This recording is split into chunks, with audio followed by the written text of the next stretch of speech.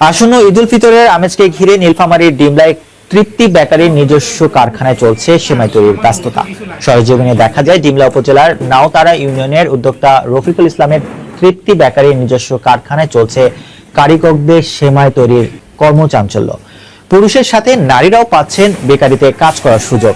সকাল থেকে শুরু করে গভীর রাত পর্যন্ত তৈরি করা হচ্ছে সেমাই, পরে তা তেল, ডালডা, ঘি ভেজে তৃপ্তি বেকারির মোড়কে প্যাকেটজাত করে বিভিন্ন জেলা ও উপজেলার হাট বাজারের মুদির দোকানগুলোতে সরবরাহ করা হচ্ছে।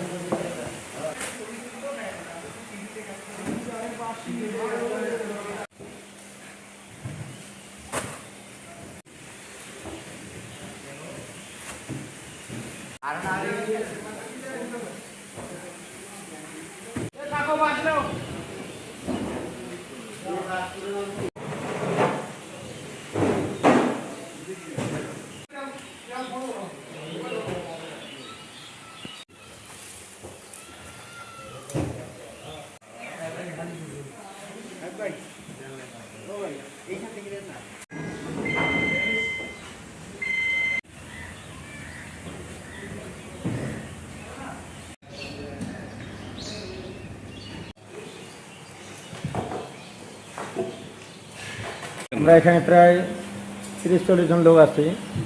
আমাদের যে লাচ্ছা তৈরি করি আমাদের দিনের লাচ্ছা দিনে দিনে ক্লিয়ার হয়ে যায়, আর আমাদের মোটামুটি এই সমস্ত কাজ করে কিছু আয় উন্নতি ভালো হয় আর কি। আমি মোহাম্মদ রফিকুল ইসলাম, তৃপ্তি বেকারির সপ্ত অধিকারী।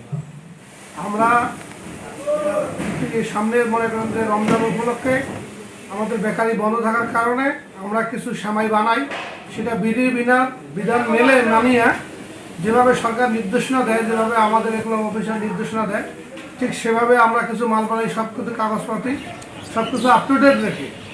কিছু ভেজাল কারখানা আছে আমাদের নাম নকল করিয়া কিছু সেমাই উৎপন্ন করে ঈদকে সামনে রেখে, এজন্য আমাদের কিছু বদনাম হয়। সেদিকটা আপনারা খেয়াল রাখবেন, প্রশাসনের প্রতি আমি বিশেষ অনুরোধ করতেছি। এই বোঝায় আর আমি যে সেমাইটা বানাই আমার প্রত্যেকটা সেমাইয়ের প্যাকেটে ছবি লাগানো আছে। অবশ্যই তৃপ্তি সেমাই কিনলে আপনারা ছবি দেখে কিনবেন। অনেকে আমার নামকে নকল করি সেমাই বাজারে বানাচ্ছে ভেজাল সেমাই, সেদিকটাও আপনারা দেখবেন।